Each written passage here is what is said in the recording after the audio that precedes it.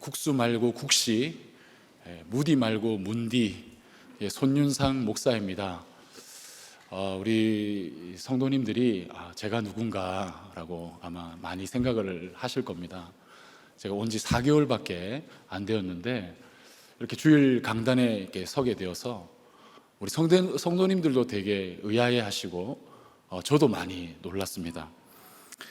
갑자기 이제 주일 설교를 하라고 하셔서 제가 이제 수요 설교를 한 번도 하지 못했는데 갑자기 주일 설교를 하라고 하셔가지고 너무 놀랐습니다. 제가 막 이제 새벽 큐티 설교를 마쳤기 때문에 혹시 주일 새벽 큐티 설교 말씀이십니까? 라고 재차 물었는데 아니라고, 주일 설교라고 이렇게 말씀을 해주셔서 제 다리가 이렇게 확 풀려버렸어요. 그런데도 이렇게 배운 대로 가만 이 주일 큐티 본문이 뭐지 하고 살펴보니까 오늘 2절에 어린아이와 젖먹이의 입으로 권능을 세우시며 하는 말씀이 제 눈에 확 들어오게 되었어요. 이것이 주님의 주시는 음성으로 들렸습니다.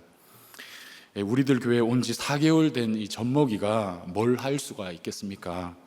주님만 의지하고 주님의 권능만 드러내라고 하시는 것 같았습니다. 오늘 설교가 이 주님만 의지하는 성령의 호의가 되기를 소망합니다. 참 놀랍게도 이렇게 설교를 하려고 하니까 하나님께서 간증거리를 이렇게 주시더라고요. 설교하라는 전화를 받고 이제 10분 후에 정말 거짓말같이 바로 전화가 왔는데 지난 교회에서 함께 사역했던 권사님이 전화가 왔어요. 이 권사님은 강남 사시다가 이렇게 의정부로 오신 권사님입니다. 아시다시피 이렇게 강남에서 이렇게 의정부로 오려면 이렇게 웬만해서 망하지 않고는 이렇게 올 수가 없습니다. 맞죠? 폭삭 망해야 이렇게 올 수가 있는데 그렇다고 해서 이 의정부를 폄하하는 건 아닙니다. 의정부 45만의 아름다운 도시고 저도 그곳에 살고 있는데 이렇게 상황 가운데 이렇게 오게 되신 거죠. 그래서 많은 재산을 이제 남편이 몽땅 날려버려가지고 유일하게 남은 자신의 명의로 된 이 의정부 건물에서 세를 받으시며 사시는 권사님이신데 이 권사님의 남편이 사업도 여러 번 실패하고 다른 여자와 살림을 여러 번 차리면서 권사님과 떨어져 지낸 시간이 15년쯤 되는 거예요. 그런데 그 권사님이 남편과 이혼하지 않고 늘 저에게 남편이 돌아오기를 예수 믿게 되기를 기도해 달라고 부탁을 하셨습니다. 그런데 이번에 전화가 오셔서 남편이 돌아왔다고, 남편이 뼈만 남아서 이렇게 쇠약해졌지만 돌아와서 함께 신앙생활 하게 되어서 너무 감사하다고, 기도해 주셔서 감사합니다라고 이렇게 말씀을 했는데 사실 저는 주변의 권사님들과 집사님의 시선과 같이 왜 이 권사님은 이렇게 남편에게 집착하시는가, 공부도 많이 하신 분이 이렇게 거지가 되어서 떠돌아다니신다고 하는데 왜 그렇게 기다리시는가, 이 떠난 남편을 기다리지 말고 이혼은 아니더라도 정서적인 분리는 하셨으면 좋겠다, 집착을 내려놓아야 하는 거 아닌가, 이런 마음들이 있었어요. 그런데 권사님이 저에게 감사를 하시면서 이렇게 말씀을 하는 겁니다. 목사님, 우리들 교회 가셨지요? 너무 잘 됐습니다. 목사님, 제가 김양재 목사님 설교 듣고 15년 동안 남편하고 이혼 안 하고 예수를 믿기 위해서 기도했다고, 지금도 김양재 목사님 설교를 듣고 있다고, 목사님 너무 좋은 교회 가셨다라고 이렇게 말씀을 하는 거예요. 제가 참 많이 부끄러웠어요. 저도 그제서야 이 권사님이 남편으로 인해 오히려 하나님을 바라보게 되고 공동체를 섬기고 말씀에 붙들리게 되는 성령의 호의를 받으신 것이구나, 이게 깨달아졌고 지난 저의 사역이 얼마나 얄팍하고 천박했는지 너무나 마음이 아파 회개하게 되었습니다.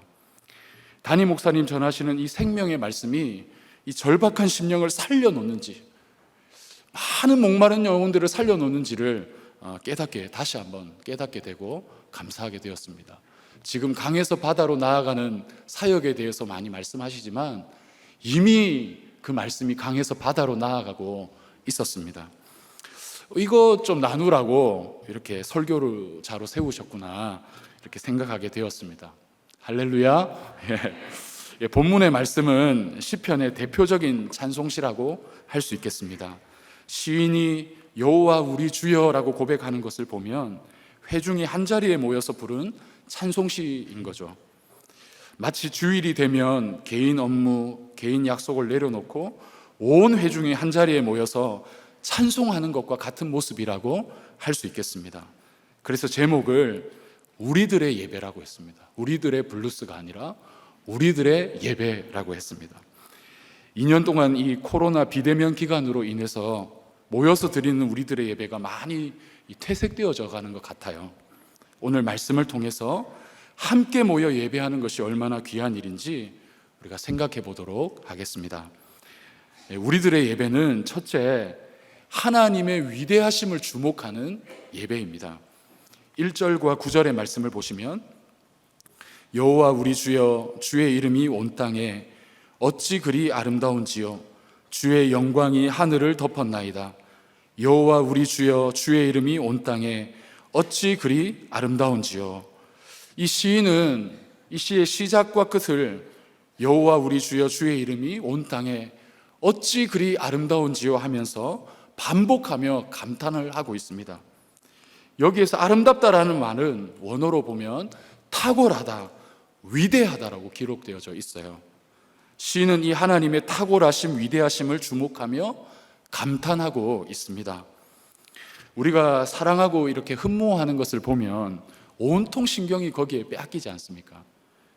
사랑하는 여인을 보면 관광지의 웅장한 건물이나 정말 대자연을 보면 우리가 넋을 잃고 그것을 바라보는 것처럼 시인은 그렇게 하나님을 바라보고 있습니다. 우리도 주일에 하나님의 아름다움과 이 하나님의 탁월하심, 위대하심을 그렇게 주목하고 거기에 깊이 빠져들어야 하는 것이죠. 사랑하는 성도님들은 이 시간 이 하나님을 시인처럼 이렇게 주목하고 있습니까? 이 성도님들은 어떤 예배를 경험하고 계십니까? 언제부터인가 주일 예배가 이 무미건조해지지는 않고 있습니까? 내 영혼이 막 뜨거워지는 것이 아니라 의자만 데워놓고 가는 것은 아닙니까? 이 주일 예배에 하나님을 새롭게 만나지 않으면 이 삶이 바르게 정렬될 수가 없습니다. 지난 한 주간의 일이 급하게 나를 쫓아와서 나를 조급하게 만들고 닥칠 여러 가지 일들이 이게 압력으로 다가와서 압박해서 염려하게 될 것입니다. 이 주일은 위대하신 하나님께 압도되는 은혜가 있어야 하는 것이죠. 주일 예배가 이렇게 무미건조해지는 이유가 무엇일까요? 그것은 여러분의 이 주중의 삶을 잘 이렇게 보아야 해요. 월요일부터 토요일까지 이 세속적인 것에 과도한 관심과 열렬함을 갖고 있다가 하나님에 대해서는 무미건조한 삶을 살고 있다면 주일에 교회에서 예배하는 시작부터 끝까지 냉랭한 가슴을 갖고 돌아가게 될 것입니다. 이 시편은 150편으로 이루어져 있는데 각 한 편 한 편이 의미 없게 이렇게 배치된 것이 아니라 이 배열까지도 영감으로 이루어졌다고 보고 있어요. 시편 1편, 2편은 이 시편의 서론으로 복 있는 사람에 대해서 말을 합니다. 1편 1절에 복 있는 사람은 여호와를 주야로 묵상하는, 주의 말씀을 묵상하는 자다 이렇게 말을 하고, 시편 2편의 말미에는 뭐라고 하고 있습니까? 여호와께로 피하는 자는 복이 있다 이렇게 말을 합니다. 그러면서 시편 3편과 7편은 3편에서 7편은 탄식시인데 우리가 이제 6편, 7편을 이제 그저께 이제 묵상했지 않습니까? 탄식시인데 개인의 삶에서 마주하는 수많은 고난과 핍박에서 하나님을 찾는 내용이 담겨져 있어요. 그런데 8편은 갑자기 여호와 우리 주여 하면서 회중이 가지고 있었던 문제와 고난으로 하나님을 찾는 것이 아니라 하나님을 먼저 바라보며 주목하며 하나님을 찬양하고 있는 것을 볼 수 있습니다. 이것이 전혀 생뚱맞게 다른 내용으로 배열된 것이 아니라 개인의 삶의 문제에서 하나님을 찾은 그것이 응답으로 시편 8편에 기록이 되어 있는 것입니다. 하나님이 주중에 여전히 바뀌지 않는 상사, 변하지 않는 채무, 남편, 아내와 같은 탄식시를 우리 가운데 허락하신 이유는 이 여러 가지 불편한 환경들을 통해서 내 영혼이 하루하루 하나님의 말씀을 묵상하며 하나님을 찾게 하시는 것입니다. 이것이 너무나 중요하다는 것이에요. 마치 사슴이 시냇물을 찾기에 갈급한 같이 내 영혼이 주를 찾기에 갈급하도록 이 주중의 삶을 보내야만 하나님의 위대하심을 경험하는 주일의 예배로의 응답이 나타나게 된다는 것이에요. 사랑하는 성도님들, 우리 다 그런 경험들이 다 있지 않습니까? 한 주간 이 여러 만나는 고난 가운데서 하나님을 찾으면 주일이 그렇게 기다려져요. 이 삼성역에서 내려가지고 골고다 언덕 같은 그곳을 올라가는데 힘겹게 막 터벅터벅 올라가는 것이 아니라 막 달려서 올라가게 됩니다. 여러분, 문 앞에 딱 서게 되면 가슴부터가 쿵쾅거려요. 30분 먼저 앞에 와서 자리에 앉아 있으면 내 영혼을 먼저 하나님 앞에 올려드리는 기도를 하고, 담임 목사님의 중보기도 영상을 들으면서 여러 가지 중보할 것들에 대한 기도를 하게 됩니다. 그러면서 하나님은 영이시니 예배하는 자가 신령과 진정으로 예배할지어다, 이렇게 하면 다 같이 일어나서 간주 소리만 나와도 우리가 눈물을 흘리면서 하나님을 찬양하게 돼요. 어쩜 그렇게 내 삶에 정확한 말씀을 주시는지, 어떻게 그렇게 내 삶의 고난을 해석해 주시는지, 한치 오차도 없이 나에게 말씀해 주시는 그 말씀을 듣고 지난 한 주를 회개하고 앞으로의 한 주를 하나님 앞에 결단하는 시간을 갖게 되는 것이죠. 제가 이 부흥하는 교회들을 참 많이 다녀봤습니다. 곳곳을 다니면서 이렇게 연구를 했어요. 저도 부흥하는 목회자가 너무 되고 싶어서. 우리들 교회도 이렇게 부흥하려고 한 교회는 아니지만 대표적으로 이렇게 부흥하는 교회죠. 이 부흥하는 교회를 보면 특징이 예배가 살아있어요. 부흥하려고 해서 되는 것이 아니라 부흥은 되어지는 것인데 이 예배가 살아있는 것입니다. 이 예배의 환경이 중요한 것이 아니라, 이 편안한 의자, 세련된 분위기가 아니라 거기에 가면 하나님이 우리를 만나 주신다.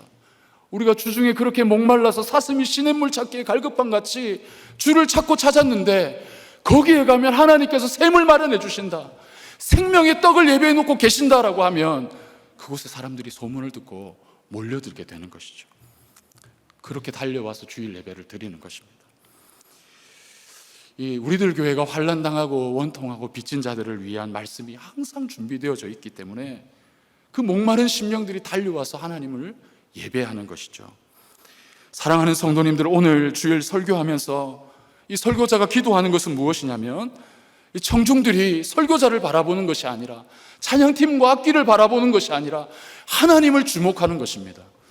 설교자도 청중들의 눈치와 분위기를 보는 것이 아니라 하나님이 이곳에 살아계시는구나, 하나님이 함께 하시는구나 하는 것을 보기를 원하는 마음이 있어요. 이 땅뿐 아니라 온 땅의 영광 가운데 함께 하시는 하나님, 온 땅의 영광이 덮으신 그 하나님의 영광을 경험하기를 원하는 마음이 있습니다. 하나님의 탁월하심, 위대하심을 경험하게 되면 우리의 가치관과 생각이 다 바뀌게 돼요. 1절에 보시면 하나님의 영광이 온 하늘을 덮었다라고 지금 말씀하고 있지 않습니까? 우리 사랑하는 성도님들, 이 하나님의 영광이 무엇입니까 도대체? 이 하늘의 언어로 하면 이 하나님의 영광이라고 하지만 땅의 언어로 좀 생각을 해보면 비중이라고 할 수 있겠어요. 중요도라고 할 수 있겠어요. 우리가 상 받을 때를 보면 연예인들이 간혹 가다가 하나님께 영광을 돌립니다 라고 이야기를 하잖아요. 이 영광이 비중인 것은 내가 상 받을 수 있는 이유는 오직 하나님께 있습니다 라고 말을 하고 있는 것입니다. 나의 상의 비중은 하나님께 있습니다 라고 고백을 하는 것이죠. 온 하나님의 영광이 온 하늘을 덮었다라고 하는 말씀은 이 만물이 존재하는 이유가 하나님 때문입니다. 하나님이 가장 비중 있고 중요한 분임을 고백하고 있는 것이에요. 하나님이 없으면 만물이 존재할 수 없습니다라고 고백을 하는 것입니다. 그래서 우리가 익히 알듯이 모든 것을 가졌지만 하나님이 없으면 모든 것을 잃어버렸다 하는 것과 같은 것이에요. 이 사람의 불행이 무엇이냐면 하나님께 비중을 두고 살기보다 자신에게 비중을 두고 사는 것입니다. 자신에게 모든 것이 있는 것처럼 몰두하며 사는 것이에요. 하나님의 능력보다 자신의 능력에 몰두하고 하나님의 선함보다 자신의 선함에 몰두하니까 늘 불만과 만족함이 없는 삶을 살아가게 되는 것이죠. 하나님의 영광을 주목하면 어떻게 됩니까? 이 세상에서 중요하다고 얘기하는 것들, 없으면 안 된다라고 말하는 것들이 그렇게 중요하게 여겨지지가 않아요. 더 중요한 가치가 무엇인지에 눈을 뜨게 된다는 거예요. 제가 이게 참 촌놈인데 하나님께서 은혜를 주셔서 강남 한복판에 이렇게 교회로 가서 예배를 드릴 수 있는 은혜를 주셨는데, 대치동에 막 들어가게 되면 이 촌놈이 보니까 막 아파트도 크고 막 큰 고층 빌딩에 입간판을 보니까 막 휘황찬란한 거예요. 아, 역시 강남이구나. 강남에서 살아야 되는구나. 강남이 진리구나. 뭐 이런 마음들이 막 이렇게 불쑥불쑥 일어나요. 그런데 그런 마음이 들다가도 휘문 고등학교, 또 강단에서 외쳐지는 이 판교 성전에서 외쳐지는 하나님의 말씀을 들으면 내 인생에 좋은 집, 좋은 차, 좋은 환경이 중요한 것이 아니라 그것보다 더 중요한 것이 있다는 것을 깨닫게 됩니다. 내 인생에 하나님 말씀 붙들고 사는 것이 이 세상에 가장 중요하다는 것을 깨닫게 돼요. 아, 하나님 말씀에 순종하는 것이 전부이구나 하는 것을 알게 된다는 것입니다. 이 선교사님들이 이게 순교의 현장에서 막 애쓰시다가 돌아오셔서 간증하는 이야기를 들으면 참 많이 감동이 됩니다. 그곳에 만나는 성도님들이, 그곳에 이렇게 전도를 받아서 선교를 통해서 하나님께로 돌아온 영혼들이, 그 영혼들이 순교의 위협 앞에서도 그렇게 믿음을 지킬 때 이렇게 선교사님들이 그들의 고백을 이렇게 간증해 주시는데 은혜가 돼요. 그곳의 사람들의 관심은 자신의 굶는 것에 대해서 관심이 없다는 거예요. 그것이 중요한 문제가 아니라고 생각을 합니다. 죽음의 위협이 중요한 문제가 아니라고 얘기를 합니다. 사람들이 배쳐가는 것, 그것 중요한 문제가 아니라고 얘기를 합니다. 정말 중요한 것, 그들이 정말 중요하게 여기는 건 내가 하나님 안에 있는가 하는 것이에요. 내가 하나님을 떠나지 않는 것이 가장 중요한 것이라고 고백을 하는 것이죠. 아까 제가 간증으로 나누었던 권사님을 한번 생각해 보십시오. 15년간 사람들이 참 같은 성도님들이라도 조롱하고 우습게 여기고 무시받고 오해도 받으면서 이혼하지 않는 남편을 기다릴 때 그분이 보았던 것은 무엇이겠습니까? 집착이나 그냥 이렇게 단절이 필요한 그런 것이 아니라 정말 그분의 마음에는 하나님의 영광이 있었던 것이죠. 이 어떤 것보다 그 귀중한 영혼을 붙들고 있는 구원에 대한 마음이 있었다는 것입니다. 제가 그것을 이제 볼 수 있게 된 우리들 교회에 와서 얼마나 감사한지, 그것을 깨닫고 그것을 생각하고 살아갈 수 있는 이 교회로 온 것이 얼마나 감사한지 모르겠습니다. 그런 환경이 성령의 호의가 되어서 하나님의 은총과 용서를 경험하기 때문에 인내하게 되는 것입니다. 하나님을 주목하면 내가 가진 문제가 전부로 다가오는 것이 아니라 이 문제가 하나님 안에 있다는 것을 알게 됩니다. 하나님께 속한 것이고 내가 당하는 모든 일이 안전하고 하나님의 선하신 뜻을 이루는 것이라는 것을 깨닫게 됩니다. 저는 이 말씀을 묵상하는 중에 어머니가 생각이 났어요. 우리 어머니는 중년 때 이렇게 마사지를 받으러 다니시고 절에다가 이렇게 기와장을 올리는 분이셨어요. 아버지는 이렇게 중공업에 철판을 납품하는 공장을 운영하시는 사장님이었는데 그때 아버지가 좀 허세가 있었던 것 같습니다. 차를 타면 이렇게 선글라스를 끼시고 세단에 이렇게 앞에 운전수와 함께 이렇게 가시다가 제가 지나가면 이렇게 문을 살짝 내려가지고 용돈을 이렇게 두둑하게 줬던 그 아버지의 모습이 생각이 나요. 그런 가정에서 어느 날부터인가 밤만 되면 어머니랑 아버지랑 돈 때문에 막 다투는 소리로 잠에서 깰 때가 있었습니다. 아버지가 너무나 많은 돈을 끌어다 썼는데 이렇게 자금이 회수되지가 않아서 빚쟁이들이 막 찾아오기 시작하고 감당할 수 없는 빚에 아버지는 어머니와 누나와 저를 할머니 집에 보내고 이 소주 빈병과 함께 스스로 이렇게 목숨을 끊으셨습니다. 하루아침에 집이 망하고 40대의 젊은 나이에 남편을 잃고 과부가 되고 중학교 2학년 아들과 고등학교 1학년 딸을 한창 뒷바라지해야 될 때인데 어머니는 말이 안 나오시는 거죠. 목이 탁 막히셔가지고 집에만 가면 침묵이 흘렀습니다. 아무도 이야기하는 사람이 없었어요. 어머니는 딱 죽고 싶었을 텐데 자식 때문에 그리고 죽지 못해서 사는 것이죠. 어머니가 밤마다 이렇게 흐느껴 우는 소리를 들으면서 저도 아무 말 못하고 가슴이 먹먹하게 잠이 든 기억이 있습니다. 혹시 오늘 이 자리에 죽지 못해서 겨우겨우 하나님 앞에 살아가시는 분이 있습니까? 어떻게 살아내야 하나 답이 없어서 어느 것 하나 의지할 것 없기 때문에 이 자리에 나오신 분이 있습니까? 너무나 잘 오셨어요. 이 절망의 자리에서 그래도 예배의 자리로 나와 탄식할 때 거기에 소망이 있는 줄 믿습니다. 저희 어머니도 기가 막힌 상황 가운데서 한 집사님의 이 교회 가자라고 하는 전도로, 그 당시 붙들 게 없다 보니까 하나님이라도 붙들어야지 하는 마음으로 교회를 가셨는데 절박한 상황이니까 새벽 기도도 막 다니셨어요. 새벽에 기도하고 돌아오면 좁디 좁은 집에 자녀들이 있고 한숨밖에 나오지 않는 거예요. 어떻게 살아내야 하는가, 어떻게 살지 탄식하면서 읊조리듯 하루하루 그냥 기도하며 사셨는데 어느 날 주일 강단에서 선포되는 그 하나님의 말씀이 어머니의 눈을 새롭게 열어주셨어요. 이 하나님 말씀 앞에 내가 하나님의 날개 그늘 아래에 살고 있구나, 내가 절박하고 비참한 상황 가운데 있는 것이 아니라 하나님의 날개 그늘 아래 내가 품어지고 있구나 하는 것을 보게 되었습니다. 깨닫게 되었습니다. 하나님께서 나를 아시고 나를 붙드시고 인도하신다는 것이 믿어지게 되니까 똑같은 집, 똑같은 상황, 똑같은 자녀들이라고 할지라도 담임 목사님께서 목세 때 룻기 강해 해주신 룻기 강해와 같이 모든 것을 잃어버려도 절대 잃지 말아야 할 것, 그것이 있는데 그것이 바로 하나님이다, 예수 그리스도다, 내게 남은 것이 있구나 하는 그것을 보여주셨어요. 그럼에도 불구하고 하나님이 가장 좋은 나에게 구원을 주셨구나, 두 자녀를 남겨주셨구나, 두 자녀라도 남겨주시고 이 사건으로 예수 믿게 하신 것 감사합니다라는 고백이 나오면서 어머니가 이제 어떻게 사나 해서 하나님 감사합니다라는 고백이 터져 나오기 시작하셨어요. 기복이 아닌 팔복의 삶을 살 수 있게 되셨습니다. 사랑하는 성도님들, 우리의 삶에 막혀있는 문제를 풀 수 있는 답은 우리에게 존재하지 않습니다. 우리에게는 없습니다. 상황과 환경에는 없습니다.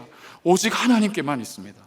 어떤 상황과 환경 가운데서도 하나님의 위대하심 앞에 서면 고난이 축복으로 바뀌게 되고 우리의 삶에 남은 것을 보여주시고 갇힌 내 인생이 성령의 호의가 되어서 하나님의 은혜와 용서와 사랑을 경험하게 되는 줄 믿습니다. 적용 질문 드리겠습니다. 절망적인 사건과 상황 가운데 예배의 자리로 나아오십니까? 세상의 자리로 나아가십니까? 주중에 과도한 열심을 내는 부분은 무엇입니까? 예배와 말씀에 목마른 사슴입니까? 세상에 배부른 돼지입니까? 우리들의 예배는 둘째로 겸손함을 회복하는 예배입니다. 2절을 보시면 주의 대적으로 말미암아 어린아이들과 젖먹이들의 입으로 권능을 세우시며 이는 원수들과 보복자들을 잠잠하게 하려 하심이니이다. 주님의 광대하심과 크심 앞에 선 사람은 자신의 주제를 정확하게 깨닫게 됩니다. 하나님 앞에 겸손하게 내가 어린아이와 젖먹이로 서 있게 되는 것이죠. 그러나 주님의 광대하심 앞에 서지 못한 사람은 모든 만물이 하나님의 살아계심을 선포하는데도 불구하고 자기를 우주의 중심으로 놓고 만유의 주인 되신 하나님을 인정하지 않고 철학, 경제, 문화, 정치 다양한 방식으로 하나님을 대적하는 자리에 있어요. 하나님의 크심 앞에 서지를 못하면 사람은 주님의 대적과 원수로 살아갈 수밖에 없습니다. 하나님은 그런 그들을 부끄럽게 하기 위해서 특별한 군대를 동원하시는데 어떤 군대를 동원하십니까? 천사나 세상의 영웅이나 강한 군대나 최첨단 무기나 수사하게 웅변을 사용하지 않고 너무나 약하고 미성숙해서 제대로 된 도구가 될 수 있을까 하는 어린아이와 젖먹이를 가지고 모든 대적과 교만을 일거에 무너뜨리십니다. 주님의 손에 붙들리기만 하면 가장 약하고 보잘것없어 보여도 세상에 가장 강해 보이는 교만한 자들을 넘어뜨리는 하나님의 도구가 되기에 부족함이 없습니다. 생각해 보시면 다윗은 이것을 경험했어요. 하나님과 하나님의 백성을 비웃고 조롱하는 골리앗이 이렇게 도전을 했습니다. 모든 이스라엘의 용사들은 그 도전을 받아들이지도 못하고 벌벌 떨고 있었어요. 그 앞에 서지 못했지만 이 소년 다윗, 물맷돌 하나만 딱 들고 나아가서 하나님이 붙들어 주시면 칼과 창과 방패가 아니라 나는 하나님이 붙들어 주시면 물맷돌이라도 얼마든지 승리할 수 있다라고 하시는 그 경험을 하게 되는 것이죠.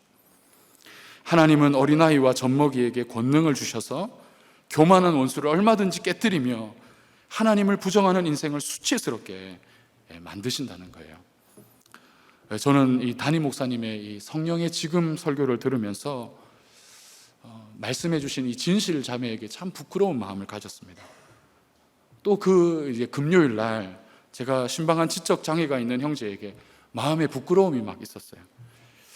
이들이 말씀 앞에 반응하는 것을 보고 말씀을 순전하게 믿고 따르고 살아내는 것을 보면서 하나님을 아는 지식은 이 지적 수준에 좌우되는 것이 아니구나 하는 것을 알게 되었습니다.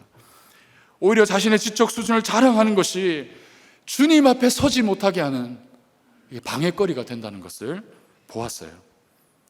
하나님을 잘 안다고 말해도 여전히 말씀이 들리지 않고 자신의 주제를 파악하지 못하고 겸손히 어린아이와 젖먹이처럼 주님을 찾지 않는 모습을 보면서 회개가 나왔습니다. 여러분은 이 세상을 살아가면서 이 세상의 기준으로 나는 낫고 보잘것없기 때문에 세상에 아무 영향력을 나타낼 수 없다고 생각하는 분이 혹시 계십니까? 성도로 가장 큰 질병은 무엇이냐면 예수도 잘 믿고 세상에서도 성공하고 박사학위를 가지거나 높은 자리에 올라야 하나님이 일이 잘 될 것처럼 생각한다는 거예요. 이게 가장 큰 성도의 질병이라고 할 수 있습니다. 그건 아무 관계가 없는 것입니다. 그것이 필요하다면 하나님께 순종하는 한 과정일 뿐이지 그것 자체가 하나님의 일을 하는 도구가 되는 것이 아니라는 거예요. 주님은 고린도전서 1장 25절에서 29절의 말씀을 보면 하나님은 이 세상에 미련하고 약한 것을 택하셔서 세상의 지혜롭고 강한 자들을 부끄럽게 하신다라고 말씀을 하고 있어요. 이 세상의 가치관이 얼마나 약하고 이 세상의 상식이 얼마나 잘못되어 있는지를, 무능한지를 드러내시는 것입니다. 그럼에도 불구하고 우리의 마음에 내가 미련하고 약한 자가 되는 것을 내 마음에 꺼려하는 마음이 있어요. 하나님의 지혜와 능력이 부어지게 될 것인데 내가 미련하고 약한 자라는 고백이 나오지가 않는 것입니다. 제가 10주 싱크 양육에서 이사야가 화로다 나여 망하게 되었도다 하면서 그 고백을 통해 하나님께서 그를 정결하게 하시고 사명의 길로 보내시는 것을 이렇게 묵상을 했는데, 제가 하나님 앞에 이렇게 설 때 화로다 나여 내가 망하게 됐습니다라고 하는 고백을 하기 싫어하는 저의 모습을 보았어요. 망했습니다 하는 말이 이렇게 싫은 거예요. 잘 됐습니다 이런 말을 하고 싶은 거예요. 나는 능합니다 이렇게 말을 하고 싶지, 저는 망했습니다, 저는 화가 임했습니다 라고 말하기가 이렇게 싫은 저의 모습을 보았습니다. 하나님은 이 하나님의 권능과 지혜를 누리게 하시기 위해서 내가 겸손하게 어린아이와 젖먹이가 되기를 너무나 원하세요. 겸손하게 주님을 구하고 주님의 일하심을 바라보기를 소망하십니다. 우리들 교회가 이렇게 하나님의 능력에 붙들린 이유가 뭘까? 참 많이 놀랐습니다. 부한 자이든지 가난한 자이든지 능한 자이든지 무능한 자이든지 그것과 상관없이 모든 사람이 별 인생이 없다라고 고백한다는 거예요. 저희는 불가능한 사람들입니다. 하나님의 도움으로만 살아갈 수 있는 사람입니다. 이 차별 없는 복음을 우리 모두가 누리고 있습니다라고 하는 그 고백을 온몸으로 증거하기 때문에 하나님의 능력이 나타나는 것을 보게 됩니다. 저는 이렇게 공고를 나왔어요. 그런데 기술로 살아가는 것이 아니라 신학을 배우고 목회의 길로 들어섰기 때문에 이 공고 나온 게 엄청나게 부끄러웠습니다. 이 고등학교를 내가 지울 수만 있으면 내가 어떻게라도 한번 지우고 싶다라는 마음이 있었어요. 그래서 공고가 이렇게 눈앞에 공업 고등학교 막 이런 게 보이면 일부러 돌아갔습니다. 쳐다도 안 보려고 막 했어요. 이력서에 이제 낼 때는 고등학교를 한 번도 적어본 적이 없어요. 제가 그냥 대학교부터 이렇게 적었습니다.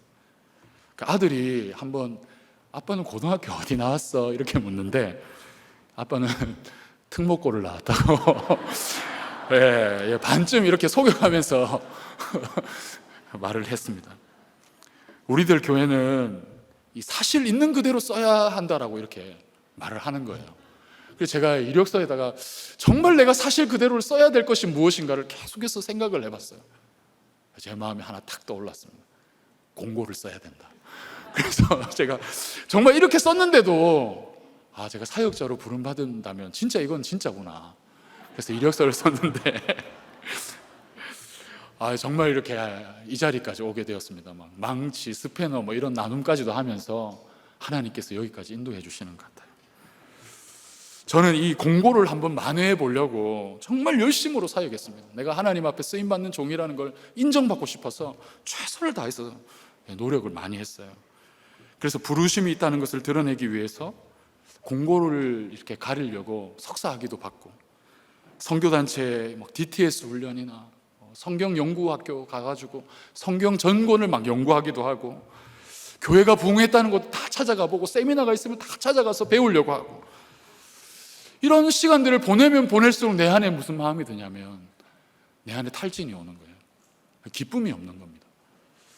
오히려 내 이렇게 약함이 가려지기보다 내가 더 초라하게 느껴지는 거예요.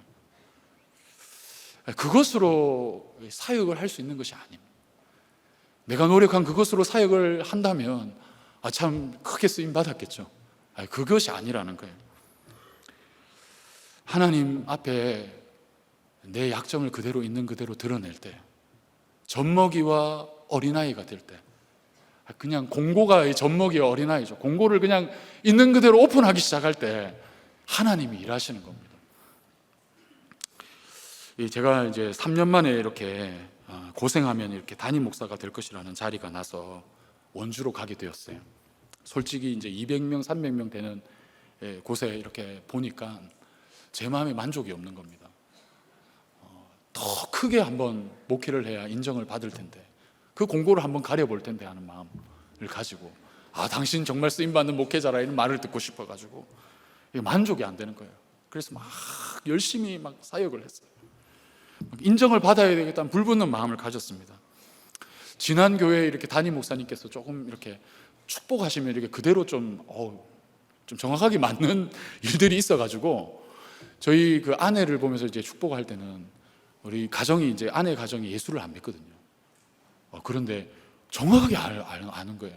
아내를 통해서 가정이 예수께로 돌아올 것이다 막 이러는데 막 정확하다는 말 막 소름이 돋는 겁니다.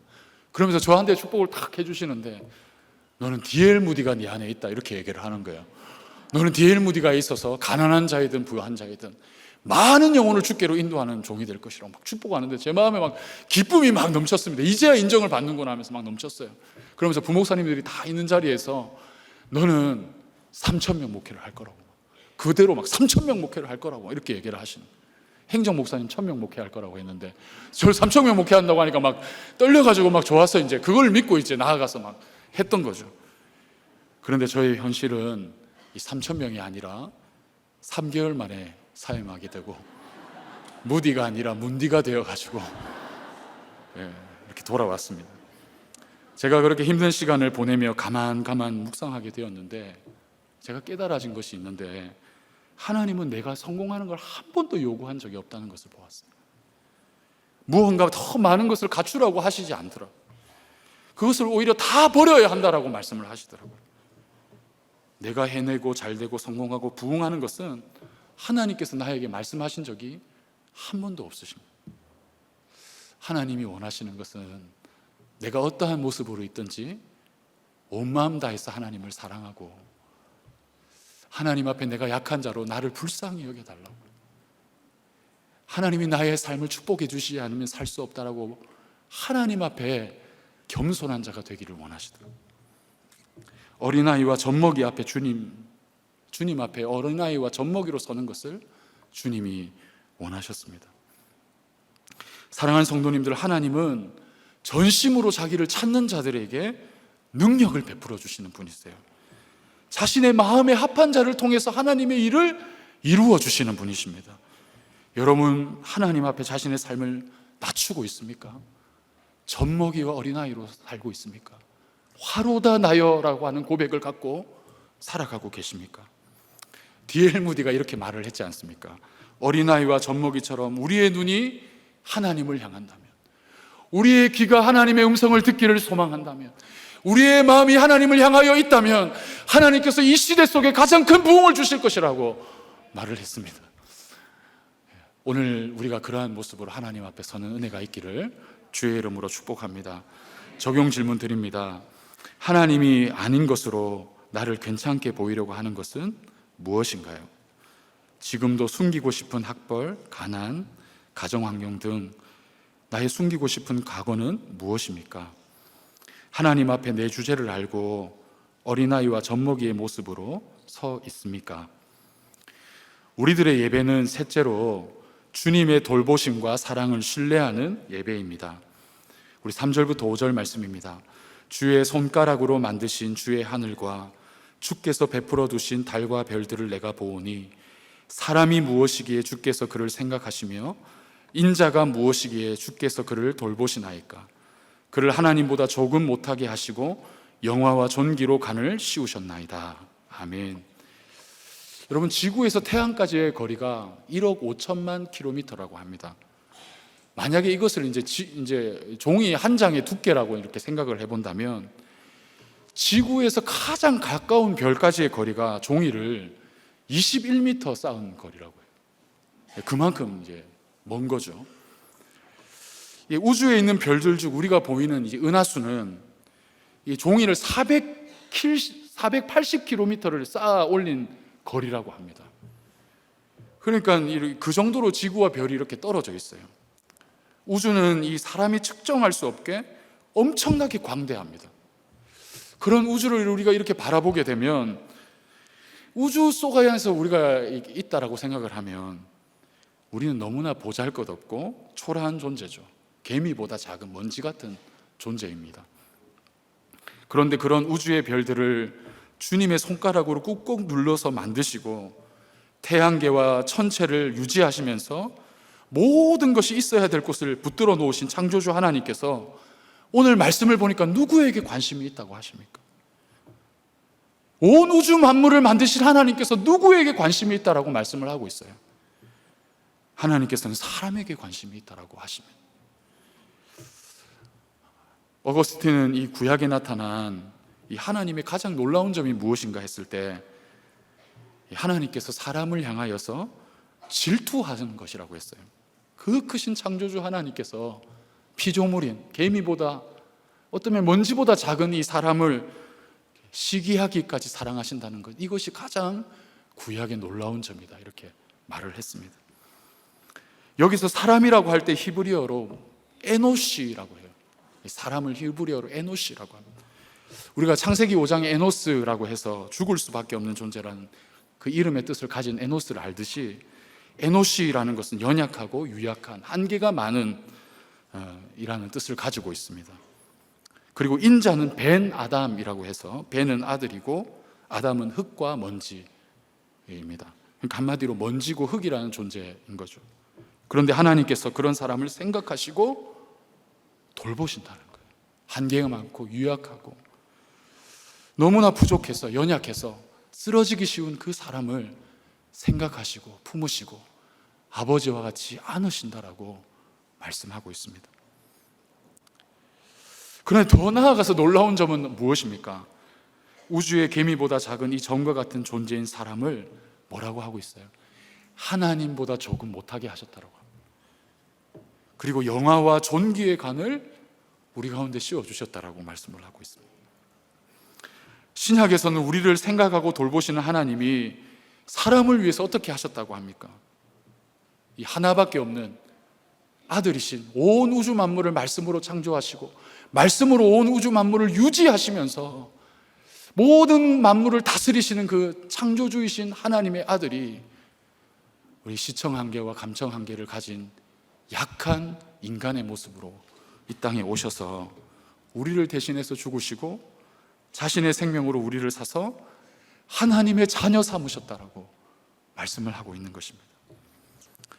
사랑하는 성도님들이 이 하나님의 사랑이 누려지십니까? 이 사랑을 누리고 살아가고 있습니까? 내가 하나님 앞에 특별한 존재이다, 문제를 보시는 것이 아니라 존재를 보시면서 하나님 나를 대하신다는 것이 정말 믿어지십니까? 우리가 하나님의 사랑을 신뢰하려면 우리 안에 상처와 쓴뿌리가 제하여져야 합니다. 피해의식과 자기 연민에 사로잡혀 있으면 하나님이 신뢰가 되지 않아요. 그래서 오직 우리가 십자가 앞에 서서 우리에게 묶여있는 피해의식, 자기 연민, 내면의 쓴뿌리가 제하여져야 주님의 사랑을 신뢰하면서 살아갈 수가 있는 것입니다. 우리가 예배 드릴 때 우리가 복음 앞에서, 하나님의 말씀 앞에서, 십자가 앞에서 우리 연민, 피해의식, 열등감 이런 것들이 다 끊어지는 역사가 일어나야 하나님의 사랑 가운데로 나아가게 되는 것입니다.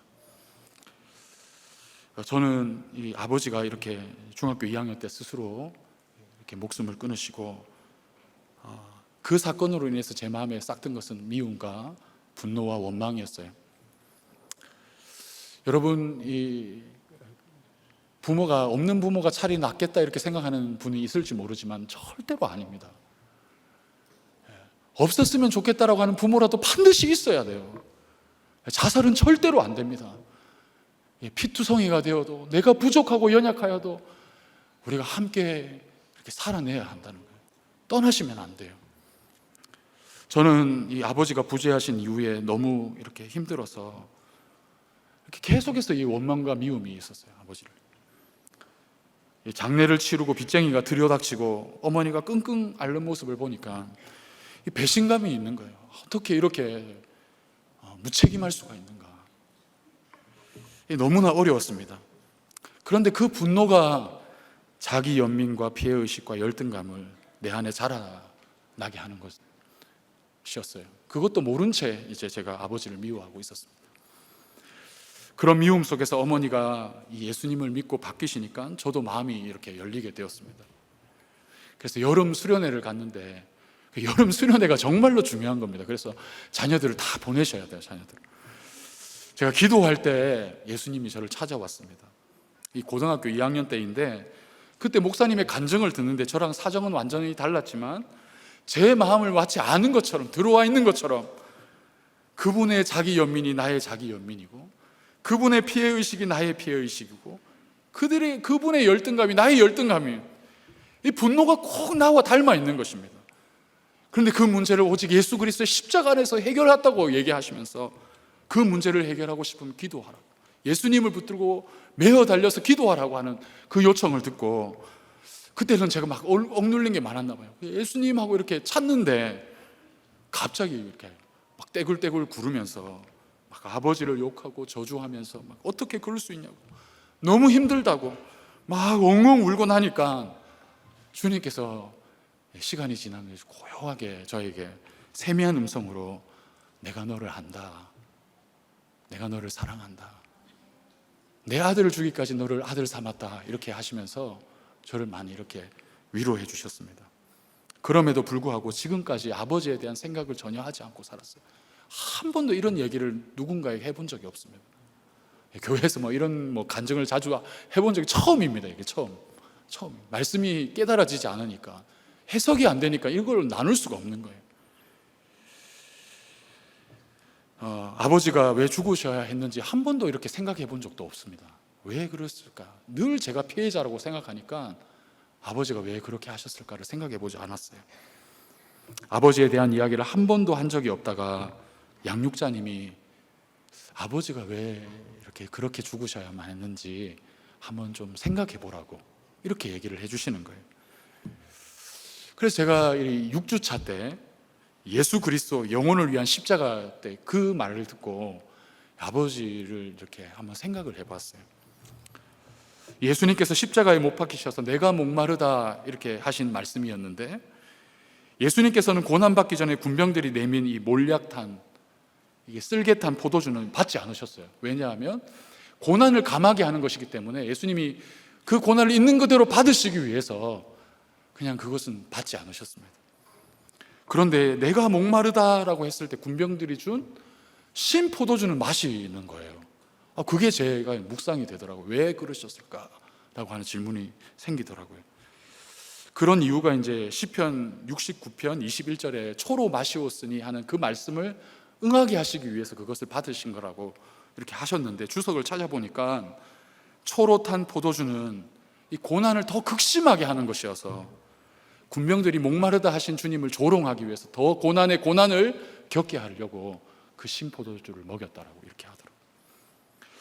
예수님은 고난을 감하는 몰약한 포도주는 받지 않으시고 고난에 더 큰 고난을 가져다 준 신포도주는 받으신 것을 생각해 보니까, 예수님이 죽으신 것은 고난의 고난을 당한, 정말 이 십자가 앞에서 더 신포도주를 받는 것과 같은 절망의 자리에서 누구도 손잡아 주지 않고 초를 마시는 것과 같은 쓴 고난을 받는 자, 죽을 수밖에 없는 자를 위해서 죽으셨다는 것이 묵상되어지기 시작했어요.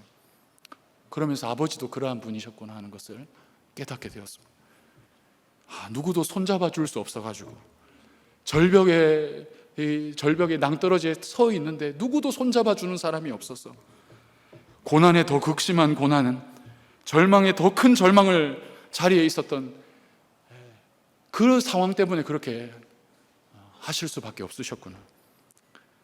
피해자였음이 깨달아지게 되고, 예수님이 그런 영혼을 위해서 죽으셨는데 나는 그런 영혼에 대해서 전혀 관심도 없고, 좋은 환경을 물려주는 아버지, 나에게 더 많은 기회만 주는 아버지를 찾고, 그런 영혼들은 죽음에 막 던져지고 있는데도 불구하고 그런 영혼에는 관심이 없는, 사역에는 진심이나 영혼에는 관심이 없는, 늘 몰약한 포도주만 마시며 내가 가해자임이 회개되어지기 시작을 했어요. 그때부터 아버지가 영혼으로 보이기 시작하는 겁니다. 아버지와 같은 자를 위해 주님이 애통하는 마음으로 십자가에 달리셨다고 생각을 하니까 내 마음에 자기 연민, 피해의식, 열등감이 막 풀려지기 시작하고, 이 하나님의 사랑을 신뢰하기 시작했어요. 하나님의 사랑이 막 내 안에 들어오는 것을 느꼈어요. 혹시 이 자리에 내가 너무나 볼품없다고 피해의식과 자기 연민에 다른 사람들보다 더 많이 소유했음에도 불구하고 열등감을 가지신 분이 혹시 이 자리에 계십니까? 그것에 시달리는 분이 계세요?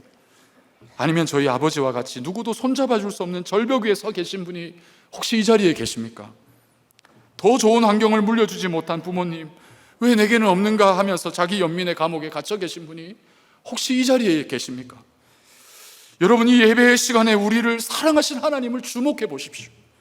먼지와 같고 한계와 맡은 우리를 사랑하시고 생각하시고 돌보시는 그 하나님을 바라보십시오. 우리를 사랑하셔서 자기 아들을 주기까지 사랑하시고 아들 삼으셔서 자신의 생명을 아낌없이 주신 하나님의 사랑 가운데로 여러분 나아가 보십시오. 주님의 다음 없는 사랑을 맛보십시오.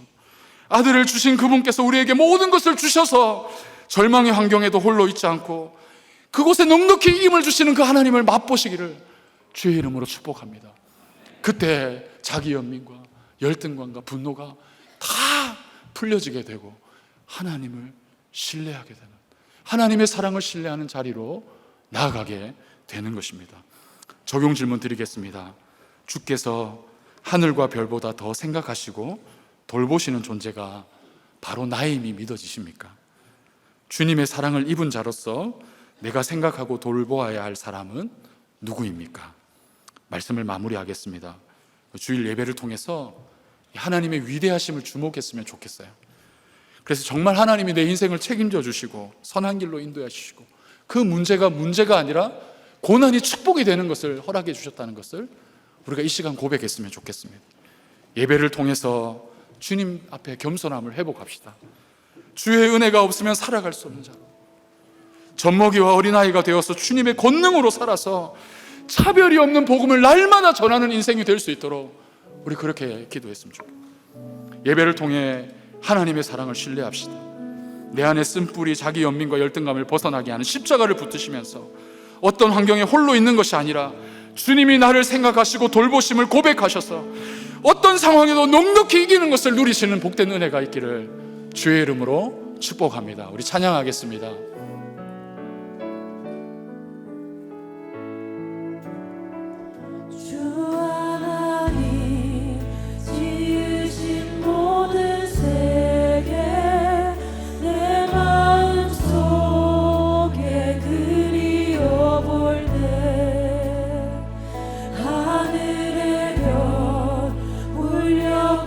지는 데서 주님의 권